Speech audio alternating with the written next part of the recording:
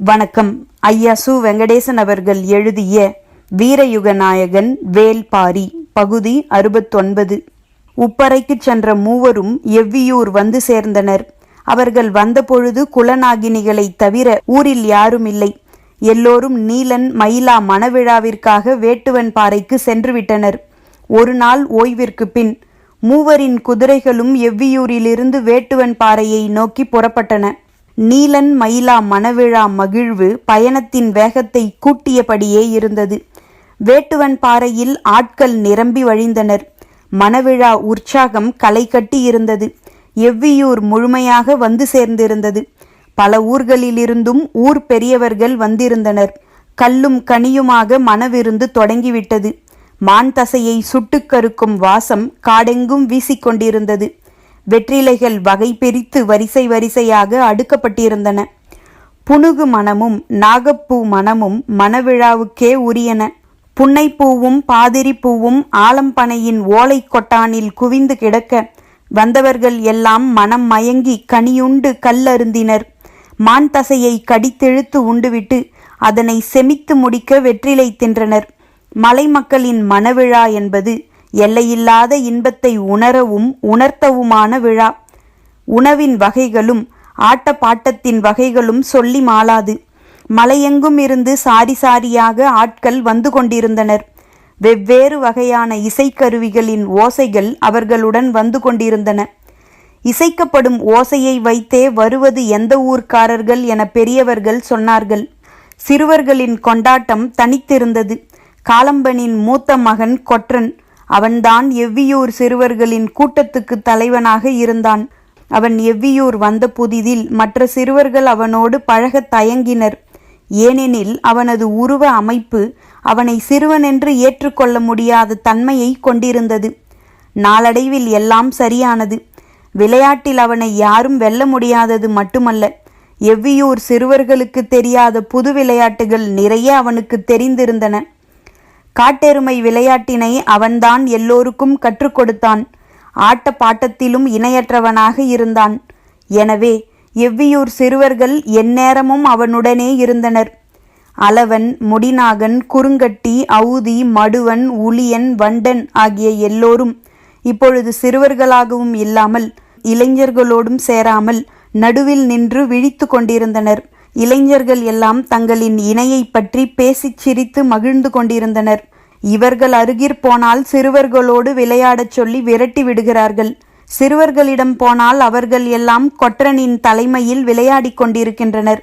யாரும் இவர்களுடன் நின்று பேசக்கூட ஆயத்தமாக இல்லை. விளையாட்டுகள் அவ்வளவு மும்முரமாக போய்க் கொண்டிருந்தன.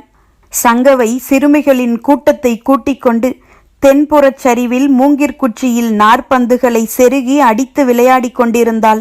பெண்களும் பெரியவர்களும் மணவிழா வேளையில் மூழ்கிப் போயிருந்தனர். யார் யார் எங்கு என்ன செய்து கொண்டிருக்கிறார்கள் என்பது யாருக்கும் தெரியவில்லை. பொழுது மங்கி இருள் கவியத் தொடங்கியது. ஊரெங்கும் தீப்பந்தங்கள் ஏற்றப்பட்டன. மந்தையில் அமர்ந்திருந்த பெரியவர்கள் ஒவ்வொருவரிடமும் சிறு பிள்ளைகள் வந்து வெற்றிலை கொடுத்தனர். இருப்பதிலே மிக மூத்தவர் வாரிக்கையன்தான். ஆனால் அவருக்கு வெற்றிலை கொடுக்காமல் மற்றவர்களுக்காக பிள்ளைகள் கொடுத்து கொண்டிருந்தனர். கொடுத்து விடுபவர்கள் சொல்வதைத்தானே பிள்ளைகள் கேட்பர். காலையிலிருந்து இளைஞர்களை விரட்டி விரட்டி வேலை வாங்கியதால் தம் மீது கோபமாக இருக்கிறார்கள் என்று வாரிக்கையனுக்கு தோன்றியது. சரி, என்னதான் நடக்கிறது பார்ப்போம் என்று வாரிக்கையன் பொறுத்திருந்தார். எல்லோருக்கும் கொடுத்த பின் ஒரு சிறுமி வந்து வாரிக்கையனுக்கு கொடுத்தாள். சற்றே கோபத்தோடு அதனை வாங்கினார். ஆனால் மற்றவர்களுக்கு கொடுத்ததை விட 2 மடங்கு வெற்றிலை அதில் இருந்ததால் முகத்தில் மகிழ்ச்சி பரவியது. உடனடியாக வெற்றிலையை மெல்லத் தொடங்கினார். மேல்புறம் இருந்து காற்று வீச மந்தையை ஒட்டியிருந்த பந்தத்தி பாம்பை போல சீறி அடங்கியது. எல்லோரும் சீற்றத்தின் ஓசையை கவனிக்க ஒரு பெரியவர் மட்டும் காற்றோடு மிதந்து வந்த மனத்தை மோந்தபடி, இது குளவிப்பூவின் வாசமாயிற்றே, இப்பக்கம் குளவிக்கொடி இருக்கிறதா என்ன என்று கேட்டார். தேக்கனுக்கு தெரியவில்லை. பின்னால் உட்கார்ந்திருந்த வாரிக்கையனிடம் கேட்போம் என்று சத்தம் போட்டு கேட்டார். எங்கும் பேச்சுக்குரல் கேட்டதால் தேக்கனின் குரல் காதில் விழவில்லை. எழுந்து மந்தையின் முன்பக்கமாக வந்தார் வாரிக்கையன். நொங்கு தின்ற குரங்கு போல அவரின் இருபக்க தாடைகளும் உப்பி இருந்தன. உள்ளுக்குள் வெற்றிலையை அடைத்து வைத்திருந்தார். அருகில் வந்து நிற்கும் வாரிக்கையனிடம் குளவிப்பூ பற்றி மீண்டும் கேட்டார் தேக்கன். வெற்றிலையை பக்குவமாய் அணைத்து கொடுத்து பேசக்கூடியவர் வாரிக்கையன் என்பது எல்லோருக்கும் தெரியும். அவரும் பக்குவமாய் நாவால் ஒதுக்கி பேசத் தொடங்கும் பொழுது திடீரென ஏதோ ஒன்று உச்சி மண்டைக்குள் கிர்ரென ஏறியது. என்னவென்று புரிந்து கொள்ளும் முன் பெருந்தும்மலாக வெடித்து வெளியில் வந்தது. யானையின் துதிக்கைக்குள்ளிருந்து சீறிப்பாய்வதைப் போல மந்தையில் இருந்த எல்லோரின் மீதும் வெற்றிலை எச்சில் தெரித்து சிதறியது. உட்கார்ந்திருப்பவர்கள் விழித்து கொள்வதற்குள் 1, 2, 3 என்று விடாமல் தும்மினார் வாரிக்கையன். கீழ்ப்புறம் இருந்து எதிர்காற்று அடுத்தடுத்து வீசியது போல் இருந்தது. பலத்த காற்றோடு சேர்ந்து நீரும் வந்ததால் மந்தையை ஒட்டியிருந்த தீப்பந்தம் முழுமுற்றாக அணைந்தது. மந்தையில் ஓர் ஆள் கூட மிச்சமில்லை. நடக்க முடியாத பெருசுகள் கூட தாவி குதித்து வெளியேறியதாக சொன்னார்கள். விடாது தும்மிய வாரிக்கையனை அவருக்கு உற்ற தோழர்கள் இருவர் பக்குவமாய் வெளியில் கூட்டி போனார்கள். மணவிழா கொண்டாட்டம் களை கட்டியது. கையில் துடைப்பத்தோடு மந்தைக்கு வந்த பெண்கள் வசவு சொல்லை வாரி இறைத்தபடி மந்தையை பெருக்கி தூய்மைப்படுத்தினர். மீசை முடியிலும் தலைமுடியிலும் ஒட்டிய வெற்றிலை எச்சிலை எப்படி நீக்குவதென தெரியாமல் பெருசுகள் இங்கும் அங்குமாக அலைந்து கொண்டிருந்தனர். மணவிழாவுக்காக தொடர்ந்து 3 நாள்கள் விருந்து நடக்கும். விலங்கின் இறைச்சியை வெட்டி எடுக்கும் இடத்திலிருந்து துர்நாற்றம் வந்துவிடக் கூடாது என்பதற்காக குளவிப்பூவின் கொடிகளை கொண்டு வந்து அப்பக்கம் போட்டிருந்தனர். அந்த மனத்தை அறிந்துதான் குளவிப்பூ வாசம் இங்கே எப்படி என்று பெரியவர் கேட்டார். அதுதான் இவ்வளவுக்கும் காரணமானது. இப்பொழுது குளவிப்பூ கொடியை இருவர் கை நிறைய அள்ளி வந்து மந்தையில் போட்டனர். அப்படியும் துப்பிய நாற்றம் போகவில்லை. வாரிக்கையனை அழைத்து கொண்டு போன அவர் தோழர்கள் தனியே ஓரிடத்தில் அவரை உட்கார வைத்தனர். தும்மல் கொஞ்சம் கொஞ்சமாக நின்று அமைதியடைந்தார். கண்ணிலும் மூக்கிலும் நீர் கொட்டி நின்றது. எப்படி திடீரென இவ்வளவு தும்மல் வந்தது எனக் கேட்டார். உடனிருந்த பெரியவர்கள் இருவரும் தும்மலுக்கெல்லாமா காரணம் சொல்ல முடியும் என்றனர். வாரிக்கையன் ஏற்கவில்லை. இடுப்பு துணியால் முகத்தை முழுவதுமாக துடைத்தபடி ஏதோ நடந்திருக்கிறது என்றார். உடனிருந்த பெரியவர்கள் இருவரும் இதில் என்ன நடந்திருக்கும் என்றனர். வாரிக்கையன் இதனை அப்படியே விட விரும்பவில்லை. எங்கும் வாரிக்கையன் பேச்சுதான் பேசப்பட்டு கொண்டிருந்தது. மான்கறி, மிலாக்கறி என எவ்வளவு சுவையாக சமைத்து போட்டாலும் இந்த மணவிழாவின் பேச்சு வெற்றிலையை பற்றித்தான் என அவரிடமே வந்து கேலி பேசிவிட்டு போயினர். அதற்கெல்லாம் அவர் கவலைப்படவில்லை.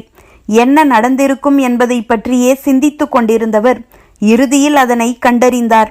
இலசுகளை மிகவும் கடிந்து கொண்டு ஓயாமல் வேலை வாங்கினார். நீலனின் உற்ற தோழன் புங்கனை மந்தையில் வைத்து காலையில் திட்டினார். அதனால் இளைஞர்கள் ஒன்று சேர்ந்து வாரிக்கையனை அதே மந்தையில் வைத்து வாரிவிட திட்டம் தீட்டினர். தும்மி இலையை பறித்து வந்து இவருக்கு கொடுக்கப்பட்ட வெற்றிலைக்குள் வைத்து கொடுத்துள்ளனர். தும்மி இலையையோ தும்மி பூண்டையோ சாப்பிட்டால் உடனடியாக தும்மல் வரும். கட்டுப்படுத்த முடியாதபடி வந்து கொண்டே இருக்கும். அதனால்தான் வாரிக்கையன் இந்த பாடுபட்டுள்ளார். நடந்ததை கண்டுபிடித்த வாரிக்கையன் தன்னுடைய வேலையை காட்ட முடிவு செய்தார். மந்தை பக்கமே போகாமல் ஊருக்குள் நுழைந்தார். பாவை விளையாட்டும் பந்து விளையாட்டும் விளையாண்டபடி சிறுவர் சிறுமியர் எங்கும் ஓடிக்கொண்டிருந்தனர். தாழ்வான மரக்கிளை தோறும் ஊஞ்சல் கட்டி பலரும் ஆடினர். வாரிக்கையனின் கண்கள் தேடின. வட்டாட்டத்தையும் கழங்காட்டத்தையும் தாய்மார்களின் துணையோடு குழந்தைகள் ஆடினர். அவ்விடத்தை கடந்து போகையில்தான் ஓங்கூர் மருத்துவன் கண்ணீர் பட்டான். அவனை சத்தம் போட்டு கூப்பிட்டார் வாரிக்கையன். அவன் அருகில் வந்தான். தனக்கு வேண்டியதை கேட்டார். மருத்துவர் அதிர்ச்சியடைந்தான். இதை ஏன் இவர் கேட்கிறார் என்பது அவருக்கு புரியவில்லை. வாரிக்கையன் கேட்கும் பொழுது கொடுக்காமல் இருக்க முடியாது. சரி, ஏற்பாடு செய்து தருகிறேன் என்று சொல்லிவிட்டு போனார். இனி மந்தை பக்கம் போவோம் என நடையை கட்டினார்.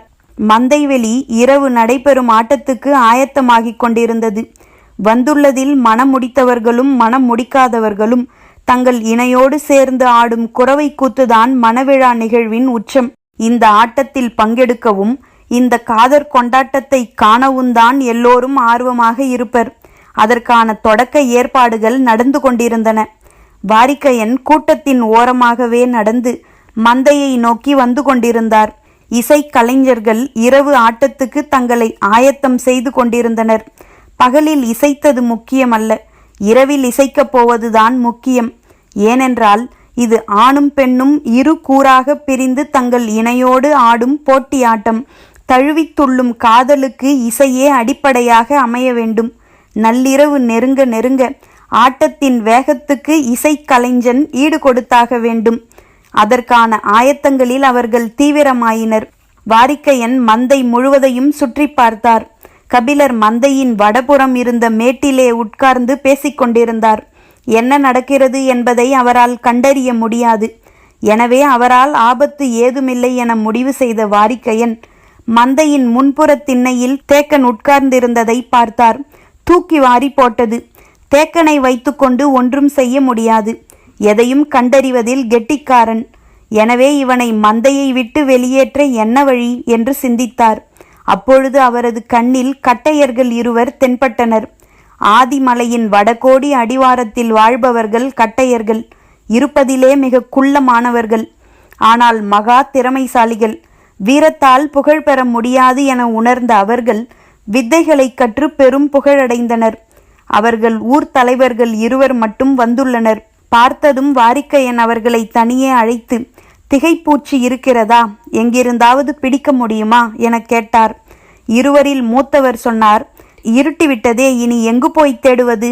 இளையவன் சொன்னான், வருகிற பொழுது அருகிருந்த குளத்தில் அது கத்தும் ஓசையை கேட்டேன். தீப்பந்தத்தோடு இருவரை அனுப்புங்கள், பிடித்து வருகிறோம் என்றான். பந்தத்தோடு 2 இளைஞர்களை உடன் அனுப்பினார் வாரிக்கையன். வேட்டுவன் குன்றின் பின்புறச் சரிவில் சிறு குட்டை ஒன்று இருந்தது. கோடைக்காலமாதலால் நீர் மிக குறைவாகவே இருந்தது. அதை நோக்கித்தான் அவர்கள் 4வரும் போனார்கள். திகைப்பூச்சி நண்டு வலைக்குள் தான் இருக்கும். சிறு சிலந்தியைப் போல சிறிய உடலமைப்பும் நீண்ட கால்களையும் கொண்டது. பார்த்தால் சட்டென தெரியாது. ஆனால் அது ஓசையை தெரித்து கொண்டே இருக்கும். தொலைவில் இருந்தும் கேட்கலாம். கட்டையர்கள் குட்டையின் அருகிற் போய் நின்றார்கள். திகைப்பூச்சியின் ஓசை வருகிறதா என உற்று கேட்டார்கள். ஓசையை அறிந்து அவ்விடம் போய் குத்த வைத்து உட்கார்ந்தனர். குறிப்பிட்ட நண்டு வலைக்குள்ளிருந்து அவ்வோசை வந்தது. பந்த வெளிச்சத்தை நன்றாக காண்பிக்கச் சொன்னார்கள். குளக்கரையோரம் சிறு நண்டு ஒன்று ஓடியது. அதனை பிடித்து முதுகோடு ஒரு நார்கயிற்றை கட்டினர்.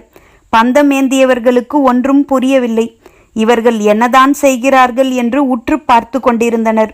பிடிப்பட்ட நண்டினை ஓசை வந்த வலையின் அருகே விட்டனர். அது சொலவுக்குள் குடுகுடுவென ஓடியது. சிறிது நேரத்திலே நார்கயிற்றை மேலே இழுத்தனர்.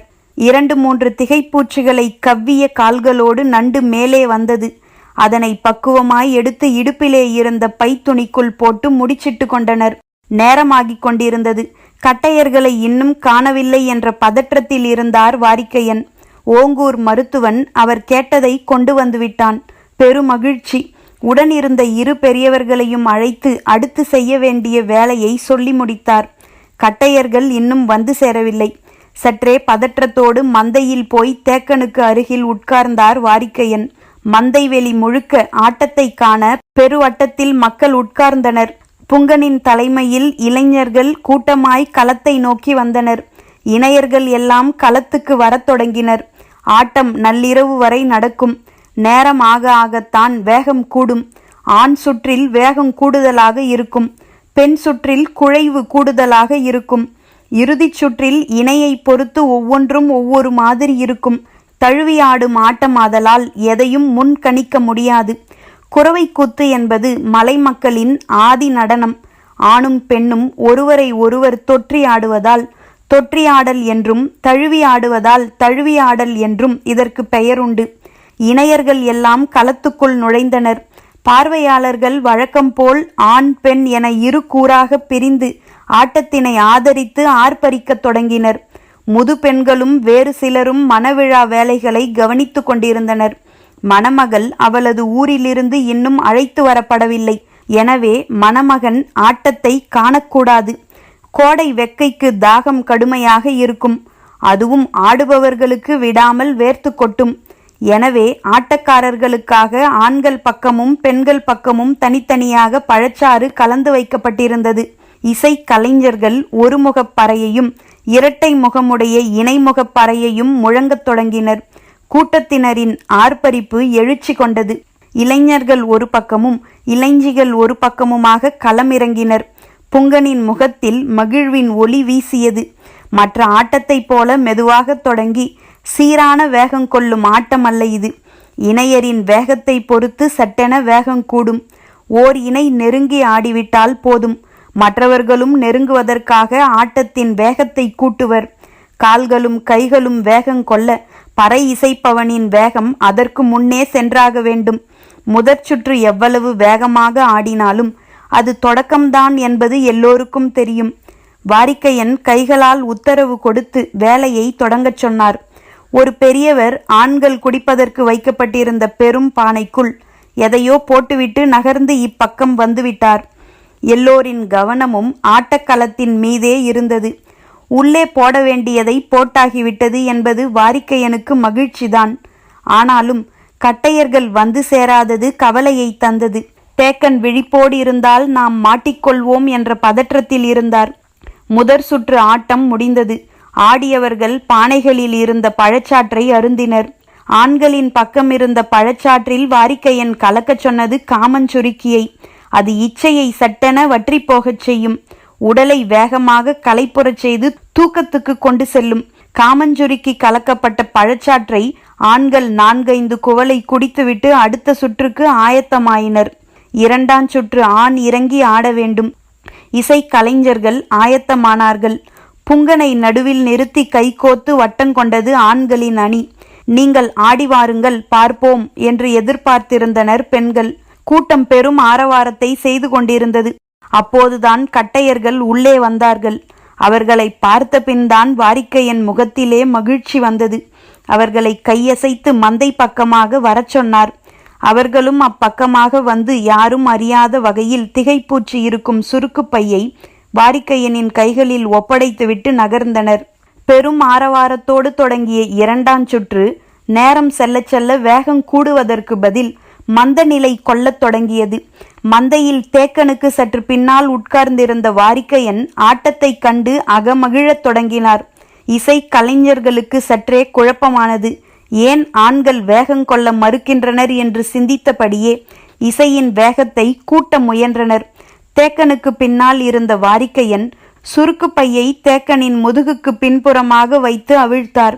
உள்ளே இருந்த திகைப்பூச்சி தேக்கனின் முதுகுப்புறமாக மேலே ஏறியது. கண்ணுக்கு தெரியாத அளவுள்ள அதன் கால்கள் மேலேறுவதை மனிதனால் உணர முடியாது. மேலேறிய அது கடித்துவிட்டு சிறிது நேரத்தில் செத்துப்போகும். திகைப்பூச்சியால் கடிக்கப்பட்டவர்கள் சிறிது நேரத்திலேயே திகைத்து போய்விடுவர். அவரால் வழக்கம் போல் செயலாற்ற முடியாது. எண்ணியதை பேச முடியாது.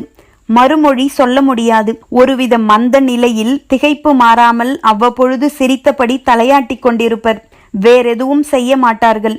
முதுகில் கடித்தவுடன் திகைப்பூச்சி சரிந்து விழுந்ததை உற்று கவனித்த வாரிக்கையன் இனி சிக்கலேதும் இல்லை என்ற முடிவுக்கு போனார். கூட்டத்தின் ஆரவாரம் பல மடங்கு அதிகரித்தது. அதற்கு காரணம் இளைஞர்களிடம் வேகம் போதாததால் சுற்றியுள்ள ஆண்கள் பெருங்குரலெடுத்து கத்தி அவர்களை உற்சாகப்படுத்த முயன்றனர். அப்பொழுது இன்னொரு பெரியவருக்கு கையசைத்து உத்தரவு கொடுத்தார் வாரிக்கையன். அப்பெரியவர் நேராக பெண்களுக்கான பழச்சாறு கலக்கப்பட்டுள்ள பானையில் எதனையோ போட்டுவிட்டு ஒதுங்கி வந்தார். ஆண்களின் ஆட்டத்தை காணும் யாருக்கும் கோபம் வரும். அந்த அளவு மோசமாக ஆடிக்கொண்டிருந்தனர். இசை கலைஞர்கள் முடிந்த அளவு வேகத்தை கூட்டி பார்த்தனர். ஒன்றும் நடக்கவில்லை.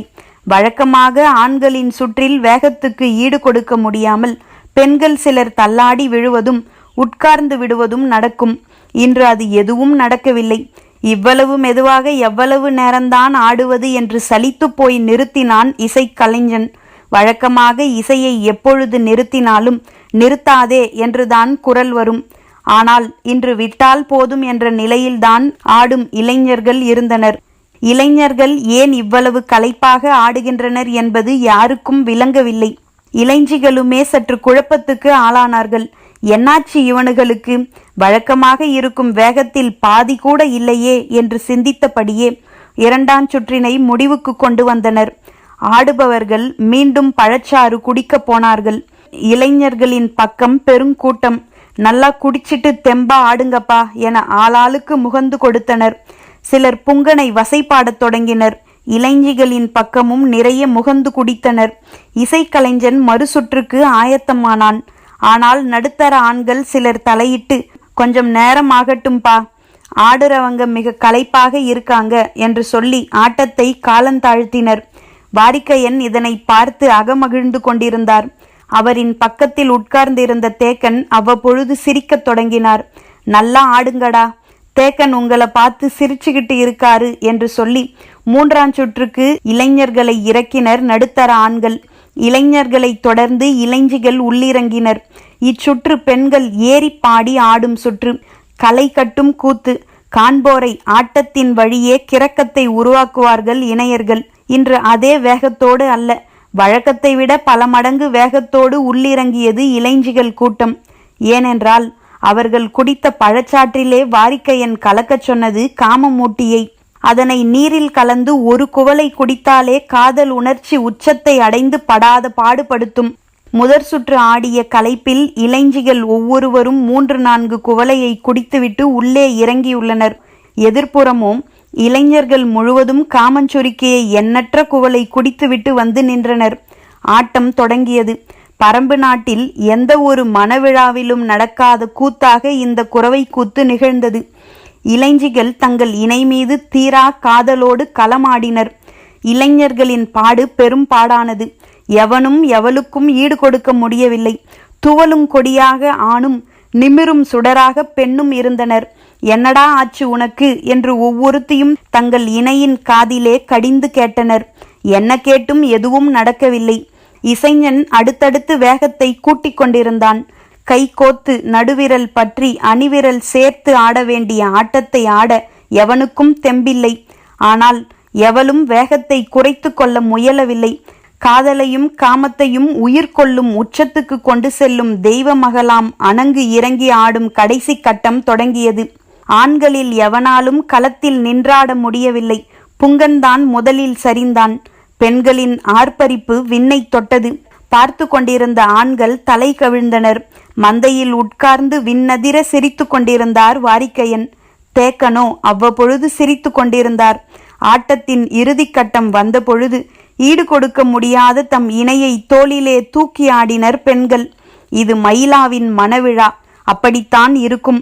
தூக்கி சுத்துங்கடி இவனுகள என்று பார்த்திருந்த பெண்கள் கத்த, சுற்றிய சுற்றில் சுருண்டு வதங்கினர் இளைஞர்கள். ஆட்டம் முடிந்ததும் விருந்து தொடங்கியது. எல்லோருக்கும் உணவு பரிமாறப்பட்டு கொண்டிருந்த பொழுது தொலைவில் இருளில் குதிரைகள் வந்து நின்றன. விருந்து ஏற்பாட்டில் இருந்த வேட்டூர் பழையன் குதிரையின் குளம்படி கேட்டு திரும்பினார். வந்திறங்கிய குதிரை வீரர்களை நோக்கி இருளுக்குள் நடந்து போனார் வேட்டூர் பழையன். அவர்கள் கீழ்திசை எல்லை காவலர்கள். வேட்டூர் பழையனை வணங்கிவிட்டு சொன்னார்கள், நெடுங்குன்றின் அடிவாரம் பாண்டிய நாட்டு வீரர்கள் படை தங்குவதற்கான பாடி வீட்டினை அமைத்து கொண்டிருக்கின்றனர். பரம்பின் குரல் ஒலிக்கும்.